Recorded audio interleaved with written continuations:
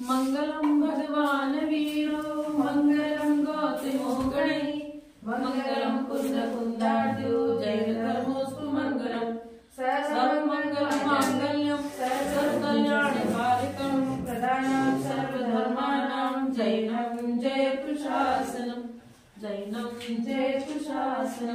जबलो श्री अनंतानंद परम सिद्ध भगवान की जय। एक जाट श्री शांतिनाथ भगवान की जय। परम पूज्य आचार्य श्री आदिसागर जी महाराज की जय। परम पूज्य आचार्य श्री महाविकृति जी महाराज की जय।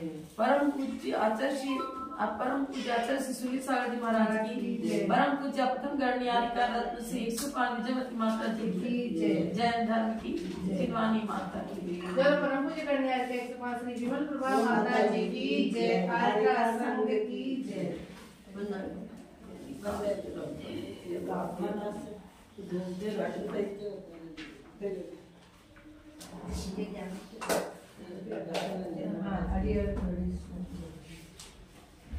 कितने नंबर से पढ़ी?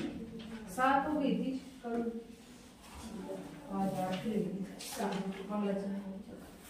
स्वयंभुवे नमस्तुभ्यं उत्पाद्यात्मानमात्मने स्वात्मनैव ततोद्भूतवृत्ते चित्तवृत्ते। बल चला रोशनी अच्छी हो जाए। कितने नंबर का होता है? आज 8 होगा, कल 7 नंबर पढ़ेंगे। 8 वामंदकांतकम ये वामंदकांतकम प्राहुर मोहांधासुर मर्दनात् अर्धम ते नार्यो यस्माद् अर्धनारीश्वरोच्यते। ये एक साथ बोलेगा यस्माद् अर्धम ते नार्यो यस्माद् अर्धनारीश्वरोच्यते।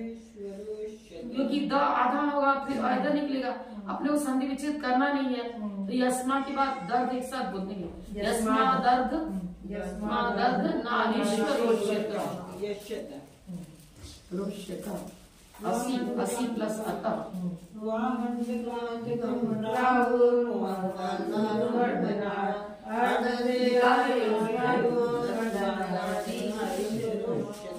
इसको हटा दो। चलिए इधर दो कोई आएगा से पहले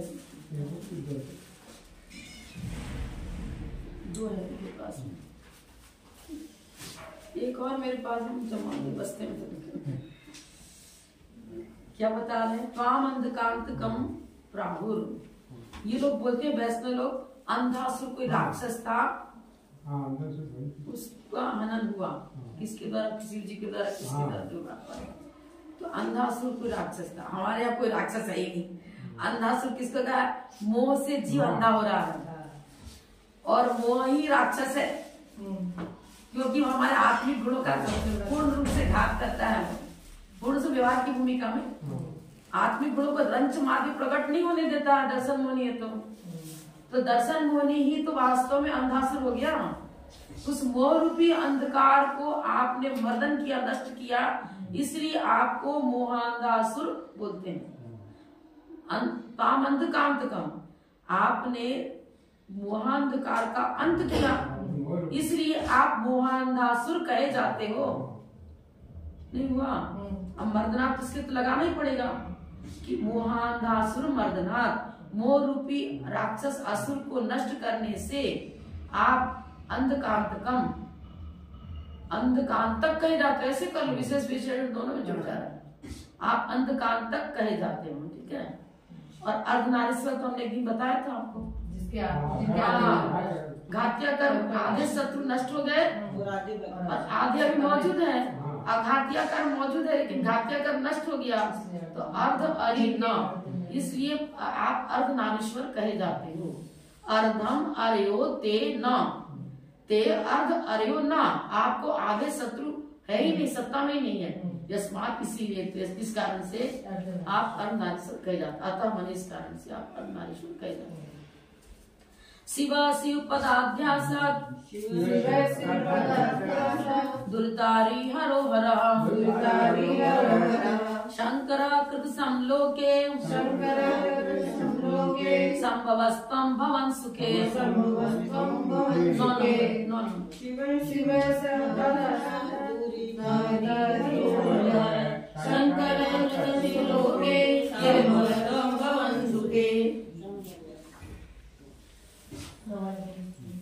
नौ नंबर। फिर हम दोबारा शिवा शिव पदाध्यास। शिव शिव किसे कहेंगे? हाँ, जिन्होंने मोक्ष को प्राप्त कर लिया है। शिव पद अध्यासात, शिव पद को प्राप्त कर लेने से आप शिवा हो। दुरितारे हरोहरा, दुरित माने पाप, पाप रूपी अरि शत्रु को का हरण हो चुने वो करने वाले होने से आप हर कहे जाते हो। वो लोग हरिहर बोलते हैं ना। तो हर वास्तव में शंकर हर सब अपने जिनेन्द्र देव का ही विशेषण है। शिव जी बोलते हैं, और शिव जी ने मोक्ष प्राप्त कर लिया वही तो शिव कहलाएंगे। और जो खाता पीता और भोग भी पंचेंद्रिय विषय भोगों का भी सेवन कर रहे वो कहाँ शिव हो जाएंगे। शिव पद अध्यासात, शिव पद पर आसीन होने से आप शिव, आप ही शिव हो। और दुरित माने पाप रूपी अरि शत्रु का हरण करने से आप हर कहे जाते हो। शंकर, शम माने शांति, पांचों इंद्रियों पर विजय प्राप्त कर लिया आपने, कसायों को जीत लिया, तो सुख शांति को करने वाले, शम माने सुख शांति को करने वाले, संधि विच्छेद करेंगे सम प्लस कर शंकर, माँ को पंचम अक्षर होता है ग, आगे कवर्ग रहे, ऐसा व्याकरण का नियम है। संधि करते इसमें आगे मान लो कवर्ग चवर जानते हैं ना, कवर्ग हो गया, चवर हो गया। अब जो बिंदी आती है ऊपर अनुस्वार, जैसे श्रम में ऊपर अनुस्वार, अब इस संधि करेंगे तो आगे जो वर्ग है उसी वर्ग का पंचम अक्षर होगा। शंकर, कंकण, चंचल, तो चंचल यहाँ लिखते हैं। टंकार, आगे हो जाएगा। इस जो भी आगे का अक्षर है ना उसी का पांचवा अक्षर उच्चारण में आएगा। तो ये था तो श्रम म था, लेकिन आगे क है तो क का पंचम क्या होगा? क होगा अंग, शंकर। ऐसा नियम है। आप शंकर के सम शांति को करने वाले, सुख शांति को देने वाले करने वाले होने से आप शंकर कहलाते हो। कृत सम किया है लोक में स्थायी सुख शांति को प्रदान करने वाले व्यवहार की भूमिका से हम कह सकते हैं कि लोक में सुख शांति को करने वाले हो आप, इसलिए आप शंकर कहे जाते हो। निश्चय से तो कोई शांति एक दूसरे को दे नहीं सकता, उपादान बन के नहीं दे सकते, निमित्त बन करके हो सकता है। संभव स्तंभवन सुखे, संभव, अब संभव नाम भी है भगवान का, तो क्यों संभव नाम लिख रहे हैं? सुखे, सुख में, भवन, लोगों को सुख शांति को उत्पन्न होने में कारण होने से, भाव में उत्पत्ति होती है ना। अब ये इस भाव में उत्पन्न हुए कौन ना, भाव ऐसे चारों गतियों को बोलते हैं। तो भाव ने भाव, अब जिस भाव में उत्पन्न हुए उसमें किसी भाव में वो व्यक्ति सुख शांति को देने वाले आप हैं। चारों गतियों में सुख शांति जिनेन्द्र देव के द्वारा ये प्रकट होती है। मनुष्य गति में जिन आगम को पढ़ा जाना, शांति का मार्ग में प्राप्त हुआ। देव पर्याय में भगवान की भक्ति करते हैं, सुख शांति को प्राप्त। नारकियों को भी जिनेन्द्र भगवान के द्वारा प्रस्तुत जो जिनवानी है उसका वो स्मरण करके शांति प्राप्त करते हैं। यहाँ तो पाप किया, जानते तो हैं, आगम तो हम भी रजपथ की सीख लिया, पढ़ना सीख लिया, जानने पर आचरण में 1% भी नहीं है। तो अब वहां जाकर के पश्चाताप करते हैं, अरे मैंने व्रत धारण नहीं किया, कुछ भी नहीं किया और जिनेन्द्र आज्ञा का पालन नहीं किया, इसलिए दुखी हूँ। फिर वो वहां पर चिंतन करते हैं, अरे पश्चाताप की भूमिका पहुंचते हैं, उनको सुख शांति मिलती है। तो सभी भवों में सुख को जन्म देने वाले, उत्पन्न करने वाले आप ही हो, इसलिए आपका नाम संभव है। हे जिनेन्द्र, आप मुक्ति स्थल में निवास करने से शिव हैं, पाप शत्रुओं के नाशक होने से हर है, जगत को आनंददायक होने से शंकर है और अनंत सुख में निमग्न होने से संभव। आप अनंत सुख में संभव है। हमने क्या बता दिया? भव में दोनों अर्थ होता है, होना भी होता है और उत्पत्ति अर्थ में भी आता है भव होना। अब हो चुका, चावल पक चुका, हो चुका, संस्कृत में भौतिक संस्कृत होता रहता है। तो क्या है ना, जैसा भी अर्थ लगाए प्रकरण के अनुसार वैसा लेते हैं अपन। तो यहाँ पर धीरेन्द्र भगवान का विश्लेषण किया है, अनंत सुख में निमग्न होने से आप संभव है, ये निश्चय का विषय हो गया। और व्यवहार में से आप दूसरे को भी सुख की उत्पत्ति के कारण संभव। वृषभोसी जगत ज्येष्ठ, वृषभोसी जगत ज्येष्ठ, पुरु गुणोदय, नाभियो नाभि संभूते, नाभियो नाभि संभूते, इक्ष्वाकु कुल नंदन, इक्ष्वाकु कुल नंदन, वृषभोसी जगत ज्येष्ठ, पुरु गुणोदय, नाभियो नाभि संभूते, इक्ष्वाकु कुल नंदन। वृष शब्द का अर्थ होता है धर्म। धर्म चक्र के प्रथम प्रवर्तक इस पंचम काल में आदिनाथ हुए तीर्थंकर। तो जगत ज्येष्ठ, जगत में श्रेष्ठ होने, ज्येष्ठ और श्रेष्ठ होने के कारण से आपका नाम वृषभ है। धर्म तीर्थ के प्रथम प्रवर्तक आदिनाथ। और सभी भगवान की लग सकता है कि तीर्थ प्रवर्तक तो है ही। जगत में श्रेष्ठ कौन होगा? जो धर्म तीर्थ का प्रवर्तक होगा। पूर्व गुरु गुणोदय, अब पूर्व शब्द का अर्थ होता है प्रधान। महान गुणों को उत्पन्न करने से आप पूर्व बोली करें। पूर्व गुणोदय, पूर्व माने श्रेष्ठ, तो श्रेष्ठ गुणों का उदय, जैसे सूर्य उदित होता है, तो धर्म का उदय तीर्थंकरों के द्वारा ही होगा। तो महान गुणों को, रत्नत्रय आदि महान गुणों को, उत्तम समाधि विशिष्ट चर्या आपने कहा, विशिष्ट चारित्र का गुण है, चारित्र की पर्याय उत्तम समाधि। तो श्रेष्ठ चारित्र को जनाने वाले, बताने वाले, तो ये आप कौन है? आप ही हो। महान गुणों को उत्पन्न करने से, अब उत्पन्न यहाँ लिखा है उदय, उदय ही तो उत्पत्ति है। प्रकाश की उत्पत्ति सूर्य के उदय से होती है, ऐसे लेना पड़ेगा। तो महान गुणों को उत्पन्न करने से आप क्या कहलाते हो? पुरु, पुरु नाम है आपका। और नाभिराज के पुत्र होने से आप नाभिनंदन, इक्ष्वाकुकुल नंदना। इक्ष्वाकुकुल था ना आदिनाथ भगवान का वंश है, इक्ष्वाकु वंश। तो इक्ष्वाकु वंश में, इक्ष्वाकुकुल में उत्पन्न होने से नंदन माने पुत्र, अभिनंदन, नंदन माने होता है उसका पुत्र। तो नाभिराज के पुत्र होने से आप यहाँ पर नाभे कला है, नाभे शब्द क्यों लगाया? व्याकरण है यहाँ पर, ये ए बन गया जो है ना, वो ग्रामर से बना है, प्रत्यय लगाया। तो प्रत्यय कौन लगा? मान लो हमने यहाँ प्रत्यय लगाया, तो ण अनुबंध जाने से आदि स्वर की वृद्धि, वृद्धि तो पहले से ही है। तो ई वर्ण, ई का नहीं, ई वर्ण, ई का तो ये होता है, आगे ए है ना, तो वो एचो आया सूत्र है व्याकरण का, एचो आया। तो अब यहाँ पर व्याकरण की दृष्टि से माने पुत्र अर्थ में ये प्रत्यय लगता है, तो नाभे शब्द नाभिराज के पुत्र के लिए वो हो गया ना, नाभे, नाभि के, तो नाभे हो गया ना, प्रत्यय भी लगाया। मैं अपनी दूसरी पुस्तक व्याकरण वाले में निकालूंगी तो आपको पूरा बता पाऊंगी। ऐसे ही इसमें प्रत्यय लगा है, और प्रत्यय लगने से ही ये ए की मात्रा आ गई, ई था। अब आगे ए रहे, तो आगे ए स्वर हो तो इसको ई को ए हो जाएगा।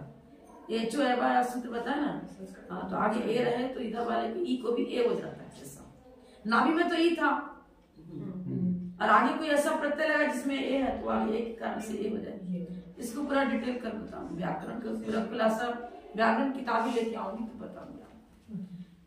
तम एक, ये हो गया ना पूरा। तम एक पुरुष स्कंधस, तम एक पुरुष स्कंधस, तम द्वे लोकस्य लोचने, तम द्वे लोकस्य लोचने, तम त्रिधा बुद्ध सन्मार्गस, तम त्रिधा बुद्ध सन्मार्गस, त्रिज्ञान धारकः, त्रिज्ञान धारकः, तम एक पुरुष स्कंधस, तम द्वे लोकस्य लोचने, तम त्रिधा बुद्ध सन्मार्गस, त्रिज्ञान धारकः। यहाँ स्कंद का अर्थ प्रधान है, बोलते ना, कंधा प्रधान। ये दूसरा शब्द दोबारा, तम एक पुरुष स्कंधस, सस्कंदस, तो ये क्या है ना, था विसर्ग, स्कंध विसर्ग था, विसर्ग के स्थान पर स हो गया, और वो दंत से हो, क्योंकि आगे तवर्ग है, पूरा व्याकरण इसमें था। त्वम है ना, आगे त्वम में त है, तवर्ग होने से विसर्ग के स्थान पर दंत स हो जाता है।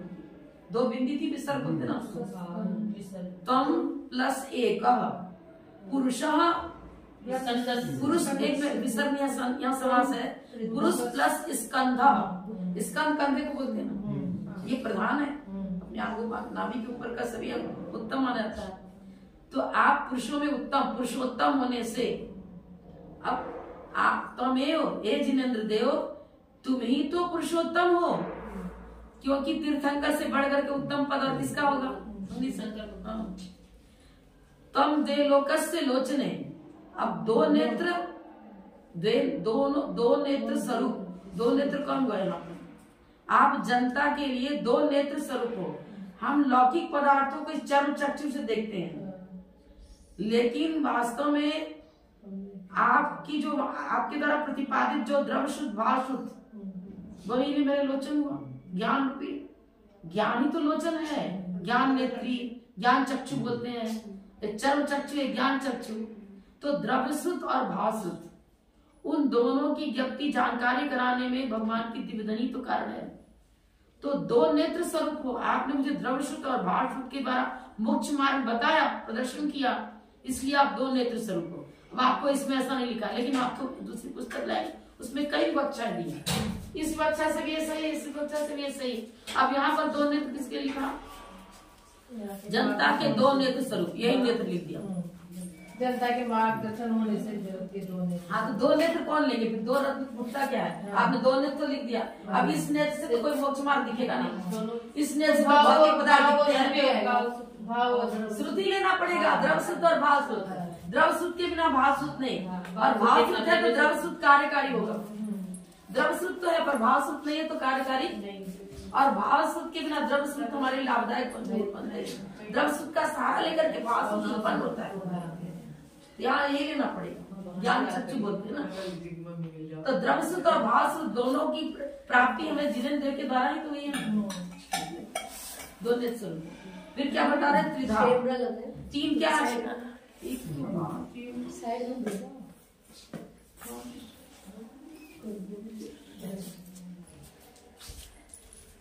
कल से यहाँ पर एक कांटा लगा देना, दरवाजे पर सब वस्तु गए, इधर कोई आवे। गलत है, स्वाध्याय में साइलेंट होके आना चाहिए और साइलेंट होके जाना चाहिए, यह अनुशासनहीनता है।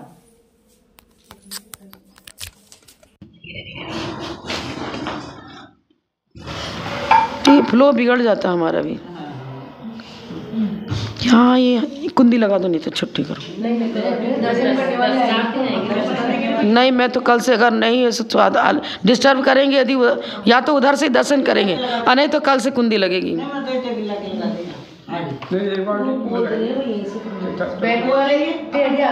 सबको डिस्टर्बेंस होती है ना, आप लोग इधर उधर उपयोगी मत लगाओ। ना हम उनकी तरफ देखते हैं आने वालों की तरफ, ना आप उधर देखो, आप स्वयं देखने लग जाते हो।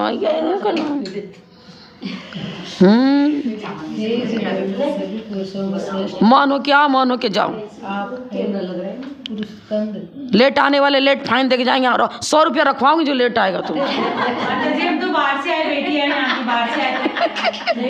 यहाँ के क्लास में विद्यार्थी जो उनके लिए बोल रही है, आपके लिए नहीं बोल रही। एक काम करो, उधर का वो उठा के फोन इधर बीच में लगा दो। नहीं, पास से फिर चटनी बोलोगे भी नहीं, चुपचाप बोल के मौन से बंदामी करोगे। क्लास चल रही है, क्लास की नियमावली बाहर वालों को पालनी पड़ती है। लगा दो कुंडी। मैं नहीं देखना किसको लगा, हमें नहीं, हमको हमें टीचर लाइफ में बहुत नहीं। बंद करो, नहीं बिल्कुल नहीं करें। खिड़की खोल दे, हाथ दर्शन होगा। ये खिड़की खोल दो। क्लास में अपने आप लेट आओ तो आओ ही मत, छुट्टी करो। हाँ, वहीं से खड़े खड़े सुनो। हम लोग 1 मिनट भी लेट आए तो वो मुर्गा बना देते थे, इसे कान पकड़ कर। छोटे छोटे बच्चों को बनाते ना, वो पीछे कर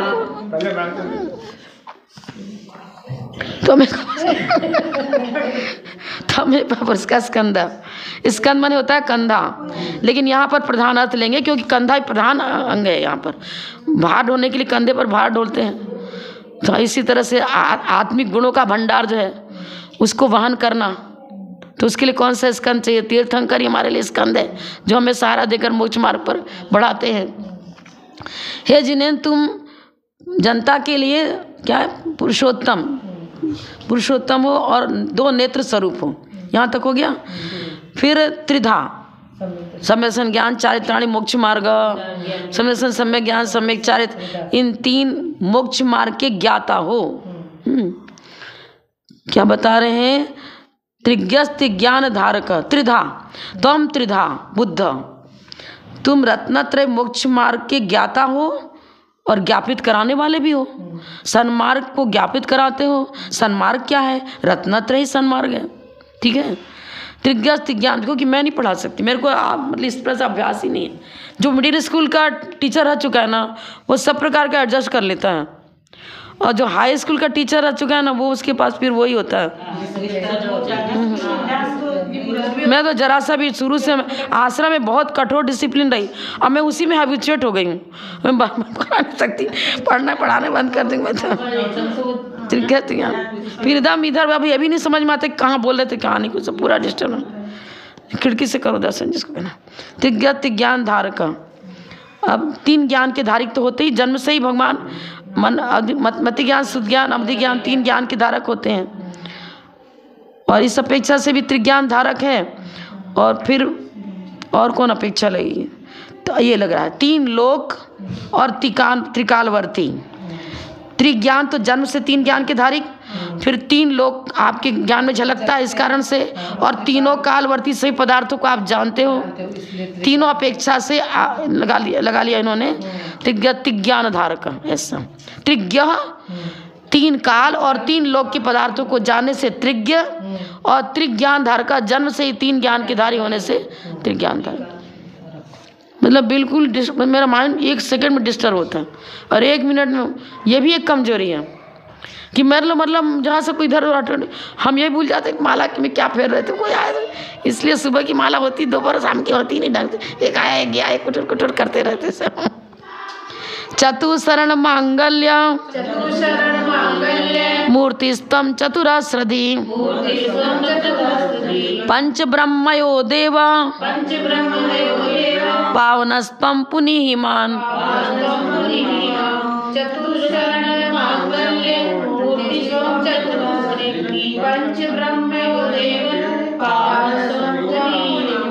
अरन शरणम पवजामि, सिद्ध शरणम पवजामि, साहु शरणम पवजामि, केवली परिणतो धम्मो शरणम पवजामि। 4 शरण है ना, तो आप 4 शरण स्वरूप हो, और 4 ही मंगल हैं। अनंत मंगलम, सिद्ध मंगलम, साहु मंगलम, केवली परिणतो धम्मो मंगलम। अच्छा, तो 4 मंगल स्वरूप भी आप ही हो, मंगल की मूर्ति स्वरूप हो। तो हम चतुराष्ट्रधि, अब चतुराष्ट्री से 4 द्रव्य क्षेत्र काल और भाव, सभी द्रव्यों को जानने वाले, त्रिकालवर्ती सभी क्षेत्रों को जानने वाले, द्रव्य क्षेत्र काल भाव इन सभी अपेक्षाओं से, सभी पदार्थों के ज्ञाता होने से आप चतुराष्ट्रधि हो। द्रव्य क्षेत्र काल भाव, भाव चतुष्टय बोलते ना, इन 4 दृष्टिकोणों को लेकर के चर्चा करें तो इसका पूर्ण ज्ञान आपसे में प्राप्त होता है। द्रव्य का, क्षेत्र का, काल का, भाव का, इन 4 के द्वारा वस्तु स्वरूप का निरूपण करना, और वस्तु स्वरूप को जानने वाले भी होने से आप क्या है? चतुराष्ट्रधि। ठीक है। पंच ब्रह्म 5 परमेष्ठी, 5 परमेष्ठी स्वरूप होने से आप पंच ब्रह्म है। और पावन, पवित्र पावन स्वरूप होने से, पावन क्यों? मोहनी कर्म ही अपवित्रता को जन्म देता है। अब घातिया ले लो, पूरा बहुत हुआ तो, लेकिन अपवित्रता कलमश तो मोहनी से ही पैदा होता है। आवरण, ज्ञानावरण, दर्शनावरण तो सिर्फ आवरण डालेगा, चित्त को मलिन नहीं करेगा। भाई उधर की चीज को हम जान नहीं पा रहे हैं, पर कर्टेन कसायों को उत्पन्न नहीं करेगा, विकारों को जन्म नहीं देगा। विकारों को जन्म तो मोहनी कर्म देगा। आवरण लग गया तो हम उधर की चीज को नहीं देख पा रहे, इतना ही है बस। हमारे चित्त भूमि को गंदा थोड़ी बनाएगा वो, ये चीज है। इसलिए यहाँ पर मोहनी कर्म की मुख्यता से लेना पड़ेगा। आप मोहनी कर्म को जीतने के कारण अथवा घात्य कर्म को जीतने कारण से आप परम पावन हो। पुनि ही माम, अति इसलिए आप मुझको भी पवित्र करो। आप स्वयं परम पवित्र पावन स्वरूप हो, और हे भगवान आप मुझे, मेरी चित्त भूमि को भी पवित्र करो कीजिए। स्वर्गावतरिणे तुभ्यं सद्यो जातात्मने नमः। जन्माभिषेक वामाय वामदेव नमोस्तुते। वामदेव नमोस्तुते। स्वर्गावतरिणे तुभ्यं सदाचारात्मने नमः। जन्माभिषेक वामाय वामदेव नमोस्तुते। हे तीर्थंकर आदिनाथ प्रभु, आप स्वर्ग से अवतरित हुए, आपके लिए नमस्कार है। सद्यो जातात्मने नमः। सद्य माने वर्तमान है, अभी, और अभी आपका जन्म हो गया लेकिन आगे जन्म नहीं होगा, तो ये अजात निकलेगा, होगा। इसमें अ का लोप हो गया है, ए दोत परा लोपम अकार, ऐसा व्याकरण का कातंत्र का सूत्र है। ए और ओ के आगे हाँ। ये जैसे जो 2 लाइन है, इनमें से नाम कौन सा है भगवान का? अजात एक तो हो गया ना। सद्यो जातात्मने नमः, यहाँ 2 लाइन हमारे में नहीं दिया ना, 2 लाइन। सद्यो जातात्मने नमः, एक तो 2 लाइन दिया। एक तो अजात्मने हो गया नाम, इसमें से नाम बता रहे ना। एक तो अजात्मने हो गया, एक वामदेव हो गया। वो तो अभी नीचे की लाइन पढ़ा ही नहीं मैंने, तो अभी तो पढ़ा ही नहीं मैंने। सद्यो जातात्मने नमः, ये संधि विच्छेद करेंगे तो इसमें द्यो में ओ है ना, ए और ओ के आगे अकार आए तो उस अकार का लोप हो जाता है। व्याकरण का सूत्र है ए दोत पर लोपम अकार। तो इसमें संधि विच्छेद करेंगे तो सद्यो प्लस अजात हो जाएगा, और वो सद्यो में पहले विसर्ग था, विसर्ग के स्थान पर ऊ हुआ है, फिर ऊ को ओ हुआ है, तो अजात, आगे आपका जन्म न होने से आप अजात कहलाते हो। सत्य वर्तमान में तो जन्म हुआ, इस भव को धारण कर लिया, पर आगे भव धारण नहीं करोगे, इसलिए आपको अजातात्मने कहा है। और अजातात्मने नमः, नमः सबके साथ लगेगा। नमस्कार हो। वामदेव, वामदेव एक विशेषण है सौंदर्य की अपेक्षा से, माने नारायण प्रति नारायण आदि के लिए भी आता है, और बलदेव आदि के लिए, जिसके लिए भी आता हो आप प्रथमान के अनुसार देख लेना, पर यह सौंदर्य का प्रतीक है। आप अनुपम सौंदर्य को धारण करने वाले हो, इसलिए आप वामदेव हो। जन्माभिषेक वाम आए। अब जन्माभिषेक के समय तो वो जब जलधारा मस्तक से गिरती है उस समय अलग ही, जैसे कि आप भेड़ाघाट जाओ जबलपुर के उधर है, तो वो ना जब पानी की तेजी से धार गिरती है तो चांदी की तरह चमकता हो, ऐसा लगता है चांदी की, बिल्कुल चांदी की तरह झल जम जम चम चम चम चम करता है। तो जब इतने बड़े घड़े से जब आपका अभिषेक होता है, उस समय वो अभिषेक की धारा जल नहीं दिखती, चांदी की तरह चमचम चमचम चमकती है, तो इसलिए उस समय सौंदर्य अलग ही नजर आता है। अभी बिशनपुर के फाटक खुलते हैं, जैसे दूध के जैसे लगता है, पानी दूधी में है। हाँ, दूध की तरह ही झाड़ता है। हाँ, जो आप डैम पर जाते देख लो, हाँ, पूरी घाट के बोलेंगे तो जैसे लगता है पूरी नदी, दूध की नदी बह रही है। तो इसलिए ऐसा लिखा है कि अभिषेक के समय और विशेष सौंदर्य आपको नजर आता है। जन्माभिषेक के समय हो गया ये पूरा। हे जिनेंद्र, आप स्वर्ग से अवतरण के समय ही पुनः भव नहीं धारण करने के, भय लिख गया भव, पुनः भव नहीं धारण करने वाले होने से सद्यो जातात्मा कहलाते हो। जन्माभिषेक के समय आप बहुत ही सुंदर दिखाई पड़ते थे, इसलिए आप वामदेव कहलाते हैं। आपको मेरा प्रणाम है, नमस्कार। सुनिष्कांताव घोराय, कहीं पर सु आता है कहीं स आता है, हमारी पुस्तक में सु लिखा था। हाँ, जो ये दोनों का अर्थ निकल आएगा, कोई बात नहीं। सुनिष्कांता घोरा परम पदम प्रशम मी उसे। अब ये जिनवानी में आप देखना बहुत अंतर पड़ेगा सहस नाम। पदम प्रशम मी उसे केवल ज्ञान संसिद्धा विशानाय नमोस्तुते।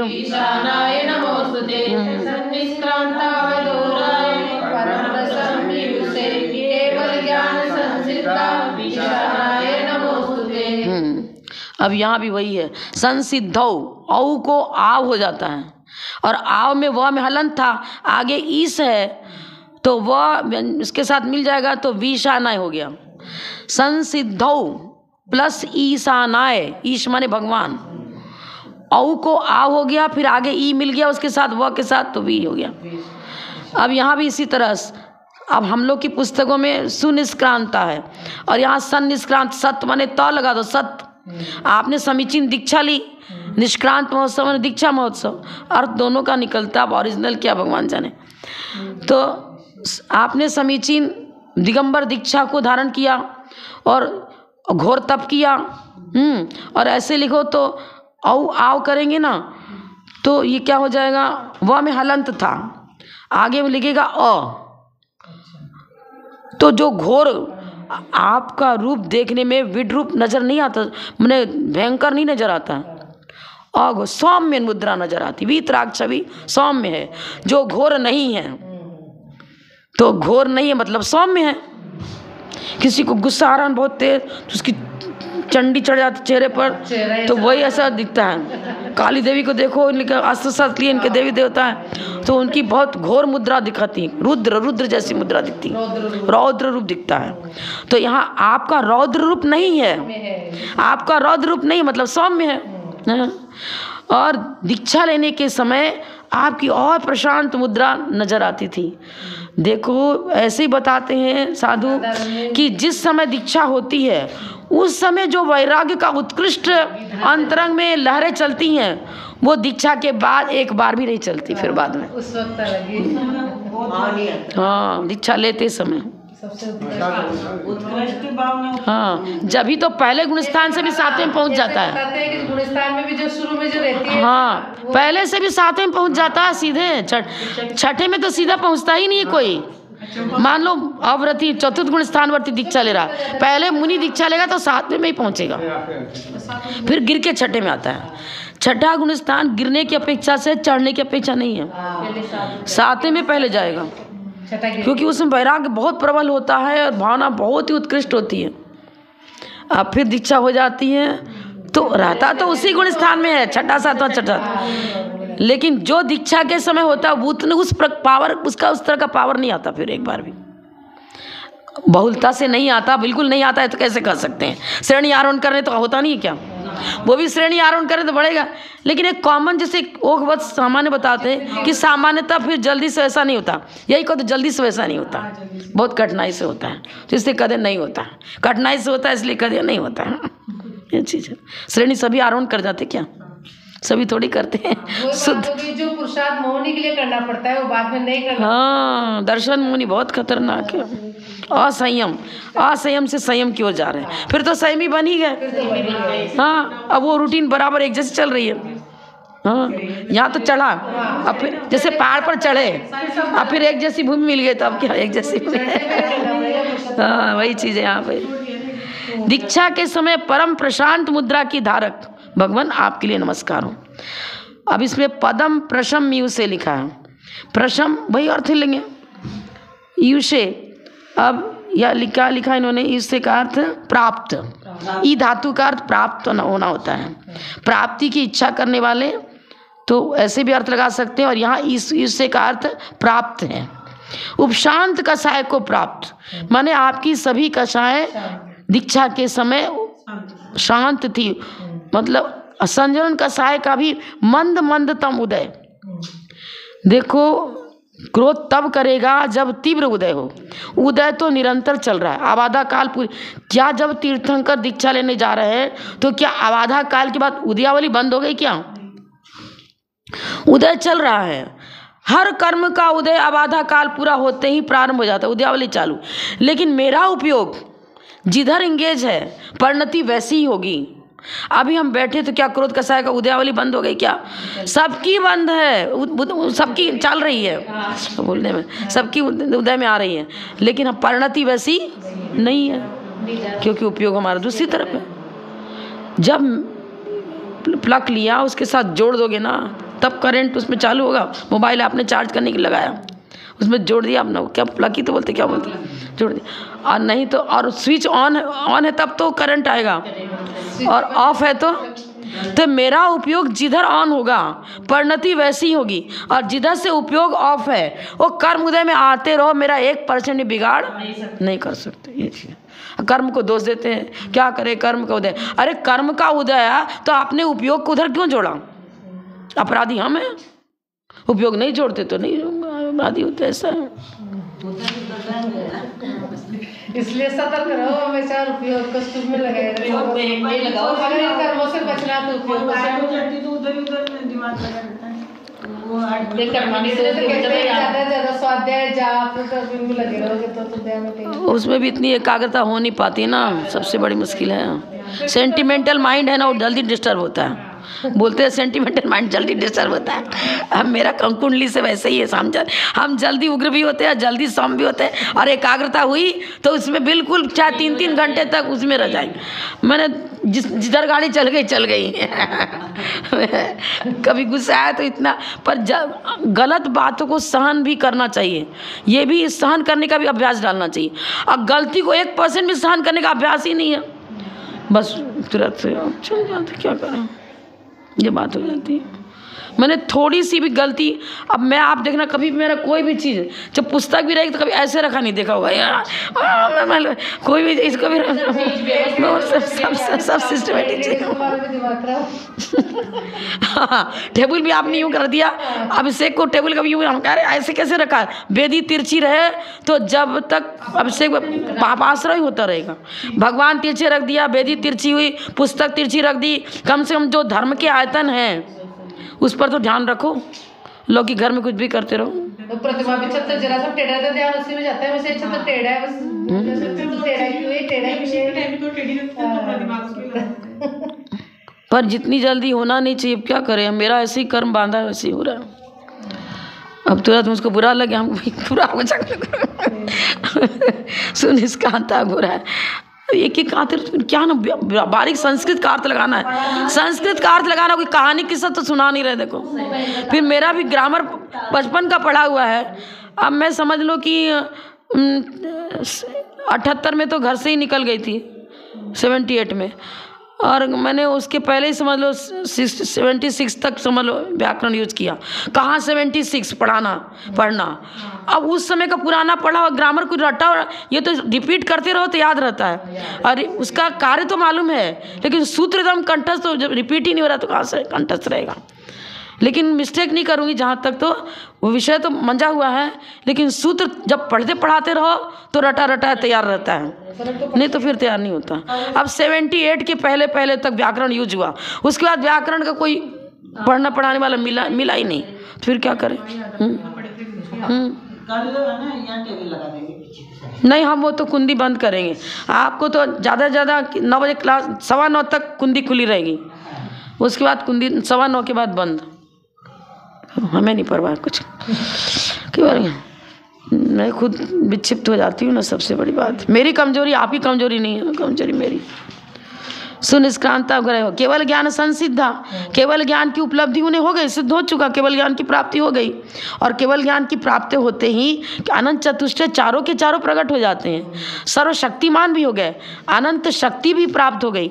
तो ईशा, आप ईश मने 13वें गुण स्थानवर्ती अनंत अवस्था को प्राप्त हो चुके, तो अनंत चतुष्टय के धारी हो गए। सर्वशक्तिमान है ईश्वर, आपके लिए नमस्कार है। केवल ज्ञान के धारक आपको नमस्कार है, और सर्वशक्तिमान है भगवान, आपके लिए नमस्कार है। ये चीज है। आगे पुरस्तत्पुरुषत्वेन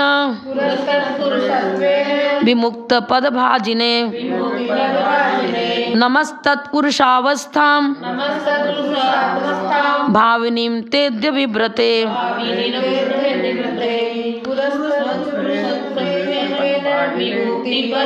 विमुक्त पद पूरा, यहाँ पूरे से लिया भविष्य काल, आगे बोल, सामने बोलते ना, सामने आगे वाला, मतलब जैसे ये पीछे है उसके आगे वाले, तो काल तो आगे वाला भविष्य ही लेना पड़ेगा, आगे आने वाला काल तो भविष्य कहलाता है। तो भविष्य में तत्पुरुषत्वेन, तत् शब्द सर्वनाम है, पुरुष शब्द का अर्थ होता है आत्मा, जीव द्रव्य, शुद्ध आत्म द्रव्य। उस शुद्ध आत्म द्रव्य के द्वारा तृतीया विभक्ति लगी है ना, तत्पुरुषत्वेन, पूरा विसर्ग हो गया, तत्पुरुषत्वेन। तत् माने जैसा, यथाजात रूप बोलते ना, जैसा स्वरूप है वैसा ही। हाँ, तो छायिक ज्ञान ही लेंगे, छायिक ज्ञान स्वरूप आत्मा है, ज्ञान घन स्वरूप आत्मा, शुद्ध आत्मा मतलब ज्ञान घन स्वरूप आत्मा। तो शुद्ध आत्म स्वरूप के द्वारा आपने क्या किया, विमुक्ति पद भाजने, सिद्ध अवस्था को प्राप्त किया, सिद्ध पद के भाजन बन गए, पात्र बन गए। हाँ, योग्य मतलब अरहंत अवस्था के बाद ही सिद्ध अवस्था आती है। पहले घातीय कर्म नष्ट करके कलंक हटा, अनुजीवी गुणों को घात करने वाला, आत्मिक गुणों को कलंकित करने वाला था घातीय कर्म, वो नष्ट हुआ तो अरहंत अवस्था प्राप्त हुई। अब अरहंत अवस्था की प्राप्ति के बाद उसके द्वारा ही तृतीया भक्ति लगा दी, वो साधक बनेगा, कारण बनेगा। कारण कौन? करण कारक बोलते हैं ना, करण कारक। तो यहाँ 13वां गुण स्थान कारण है सिद्ध अवस्था की प्राप्ति में। वैसे 13वें के बाद 14वां, फिर 14वें का पर आप ऐसे ले लो आप, क्योंकि 13वां के बाद 14वां में जाना ही है। एक अंतर्मूर्त तो बहुत बड़ा होता है। आयुरीली ऐसे 5 अक्षरों का उच्चारण किया, वो भी शीघ्रता से, तो वहाँ तो रुकना नहीं, रुकना तो 13वें गुण स्थान में ही है। इसलिए मुख्य कार्य तो 13वें गुण स्थान में होगा। 14वें में तो अघातीय कर्म जो सत्ता में बैठे थे वो नष्ट हुए। पुरुषार्थ जीवन भर चलता है घातीय कर्म को नष्ट करने में। और एकत्र सूक्ष्म क्रिया प्रतिपाती ध्यान होता है 13वें गुण स्थान में। सूक्ष्म क्रिया प्रतिपाती वो ध्यान कारण बना, लेकिन कार्य होगा 14वें गुण स्थान में पहुँचकर 85 प्रकृतियों को नष्ट किया घातीय कर्म की। 13वें गुण स्थान में किसी भी प्रकृति की सत्ता विच्युति नहीं होती है। सूक्ष्म क्रिया प्रतिपाती नाम का ध्यान होता है। क्रिया मतलब मन वचन काय की प्रवृत्ति, योग है ना, मन योग वचन योग काय योग, 7 योग होते हैं 13वें गुण स्थान में। सत्य मन योग, अनुभव मन योग, सत्य वचन योग, अनुभव वचन योग, औदारिक का योग, औदारिक मिश्र का योग, और कार्मांड का योग। कार्मांड का योग तो जब ये लोक पूर्ण समुद्घात में होगा, जब लोक पूर्ण समुद्घात, पर है तो 13वां गुण स्थान ही ना। हाँ फिर ना। तो अब ये क्रियाएं जो आत्म प्रदेशों में परिस्पंदन योग के निमित्त से हो रहा था, वो परिस्पंदन जब सूक्ष्म क्रिया प्रतिपाती ध्यान प्रारंभ होगा आयु के एक अंतर्मुख शेष रहने पर, ये प्रारंभ होता है। मान लो किसी को 8 वर्ष में केवल ज्ञान हो गया, 1 कोटि पूर्व की आयु थी मान लो, अब वो 13वें गुण स्थान में जब पहुंच गया 8 वर्ष की उम्र में ही, कोई ध्यान वहां नहीं है। मात्र जब उनकी आयु एक अंतर्मुख शेष रह जाएगी, उस समय सूक्ष्म क्रिया प्रतिपाती ध्यान होगा। क्योंकि ध्यान की परिभाषा क्या है? चित्त विक्षेपो त्याग ध्यानम। उनको चित्त विक्षेप है ही नहीं हमारी तरह। अब मेरे को हो गया ना चित्त विक्षेप, चित्त विक्षेप, वहाँ उनका मन इधर बाह्य बहिर्मुख प्रवृत्ति ही नहीं है। जब बहिर्मुख प्रवृत्ति हो तो चित्त विक्षेप हो, और हमारी अंतर्मुख प्रवृत्ति स्थायी बनती नहीं है केवली की तरह। हमारी कहाँ बनती भाई?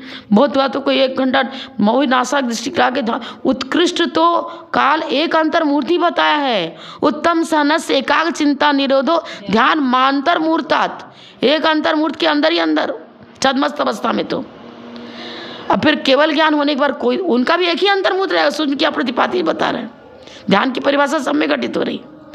13वें गुण स्थान में कोई ध्यान नहीं, मात्र आत्मानुभूति है। पुरुषार्थ से अपने मन को खींचे अपनी तरफ, तब तो पुरुषार्थ कहलाएगा ना, भाई ध्यान करना है मुझे। वो तो ध्यान कर चुके, ध्यान में ही है। अब करना क्या है? रोटी पक गई, अब क्या रोटी पकाना? अब तो आयु पर्यंत उनको अघातीय का अभाव करने, मतलब 13वें गुण स्थान में रहते हुए, 13वें गुण स्थान में रहते हुए अघातीय का अभाव कर ही नहीं सकते। इसलिए अभी तो कोई पुरुषार्थ करना ही नहीं है, कोई पुरुषार्थ नहीं है उनका। एकदम साइलेंट, मतलब जैसी भूमिका है वैसी भूमिका बनी रहती है। केवल ज्ञान आत्मानुभूति में, स्वानुभूति में है। फिर आपको भगवान को सर्वज्ञ कहते हैं। ये उपचरित व्यवहार नय से, जैसे घी का गड़ा कह दिया। वीतरागी सर्वज्ञ हितोपदेशी, सर्वज्ञ और हितोपदेशी दोनों उपचरित व्यवहार नय से विशेषण है। वीतरागी घातीय कर्म नष्ट हुआ, वीतरागी हो गए। ये स्वरूप वस्तु अरहंत भगवान का स्वरूप बताने वाला तो वीतरागी शब्द है। बाकी उनके ज्ञान में लोक आलोक झलकता है, पर उन लोक आलोक को देखने में ऐसे नहीं लगे रहते, अब इसको देखो उसको देखो, उधर उपयोगी नहीं है। दर्पण चाहता नहीं है कि मेरे आगे हाथी झलको कि बैल झलको कि मनुष्य झलको, वो स्वरूप है उसका। तो ज्ञान घन ज्ञानावरण कर्म का क्षय हो गया, तो वो उनका ज्ञान अति निर्मल हो गया, और निर्मलता के कारण लोक आलोक उसमें झलकते हैं, लेकिन वो अपने उपयोग को बहिर्मुख नहीं करते। ना लोग देखते ना लोग देखते, लेकिन व्यवहार ने की भूमिका में लोक आलोक को जानने वाले हैं। मतलब उनकी पहचान के लिए दे दिया उनको ये विशेषण, बाकी उनकी तरफ से तो निश्चय नय की अपेक्षा से वीतरागी, और व्यवहार नय में सर्वज्ञ और हितोपदेशी दोनों। तो व्यवहार और निश्चय दोनों ही वस्तु स्वरूप का ज्ञान कराते हैं। निश्चय ने उसका और मतलब स्वरूप बताएगा। अब उस स्वरूप की व्याख्या करने के लिए स्वरूप तो हुआ कि ज्ञानावरण का नष्ट का निर्मलता आई। अब कितनी निर्मलता आई, और इतनी निर्मलता है कि लोग सब झलक रहे हैं। वो विशेषण मतलब उसकी पहचान के लिए। हाँ, व्यवहार ने उस स्वरूप का परिचय देगा ना। हितोपदेशी, अब जब उनके अंदर राग द्वेष है ही नहीं तो उनको ना कोई शत्रु नजर आता है, ना कोई मित्र नजर आता है, ना पक्ष है ना विपक्ष है। वो तो जैसा स्वरूप है वैसा ही हित, प्राणी मात्र के लिए हितकारी ही वाणी उनकी रहेगी। और जब शत्रु मित्र दोनों नजर आ रहा है तो अरे मेरे को मित्र के पक्ष में बोलना है, उसके पक्ष में नहीं बोलना। हाँ, पक्ष सपक्ष, सरागी है वही पक्ष सपक्ष लेगा, पक्ष सपक्ष विपक्ष। उनके ना कोई पक्ष, ना कोई सपक्ष, ना कोई विपक्ष। ये तो श्रुत ज्ञान में लगाते हैं पक्ष विपक्ष सपक्ष। वस्तु स्वरूप का निरूपण करने में आता है न्याय ग्रंथों में। जैसे कि अग्नि का ज्ञान कराने के लिए धुएं को देखकर अग्नि का ज्ञान किया तो कारण बन गया। अब कोई बच्चा है तो उसको बताना है तो देखो ये धुआं निकल रहा है ना, जहाँ जहाँ धुआं होता है वहाँ वहाँ अग्नि होती है। तो धुएं रूप कार्य को देखकर अग्नि का ज्ञान कराया। समझ में लोक अलोक झलकता है, ये चीज़ देखकर उनको सर्वज्ञ का ज्ञानकारी करे। अब विपक्ष कौन हो गया? तालाब। अग्नि का विपक्षी हो गया ना, तालाब में तो जल है, वो अग्नि और जल में तो विरोधी हाँ हो गया। हाँ, विपक्ष वो हो गया। सपक्ष रसोई घर, रसोई घर में भी अग्नि रहती है। देखो पहाड़ पर अग्नि, ऐसी रसोई घर में देखते हो ना? हाँ देखते हो। वो चीज़ अलग है। यहाँ पर वीतरागता को लेकर चर्चा है। तो जो सरागी होगा उसके साथ कोई मित्र रहेगा, कोई शत्रु रहेगा, कोई कुछ रहेगा, लेकिन वीतरागी हो गए अब उनके लिए कुछ भी नहीं। ठीक है, कौन से पढ़ रहे थे? टाइम हो गया ना ये?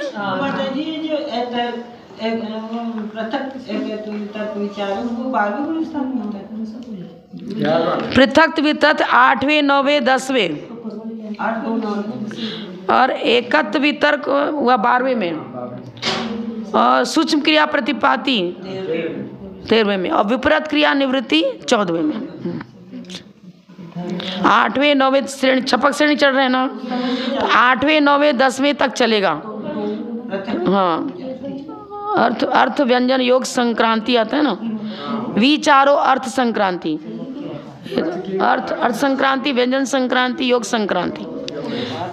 अब 13वें गुण स्थान में पहुंच गए तो अब 13वें गुण स्थान मात्र है, लेकिन वो प्रयत्न पूर्वक कोई संक्रांति नहीं है वहाँ ना।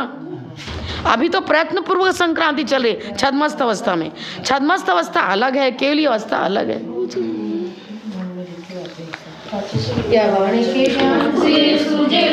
लगा ही नहीं पाते।